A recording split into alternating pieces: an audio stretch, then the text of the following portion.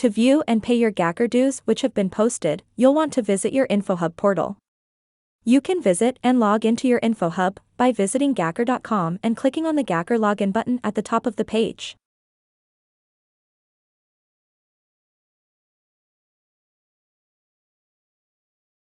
On the login page, you'll have the option to create an InfoHub login if you've never logged into InfoHub, or you can use your MLS credentials to log in.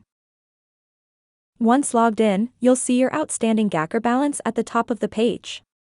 To pay your balance, you'll want to click on the Go to Billing button on the right side of the page, and then click on the Actions button, also on the right side of the page, and select Enter Credit Card. From here, if you choose to do so, you can deselect the optional items at the top of the page by clicking on the blue check marks.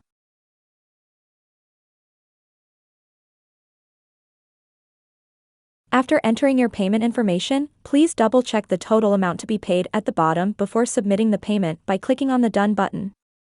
Once you click on Done, you're all set. Your GACAR dues are now paid.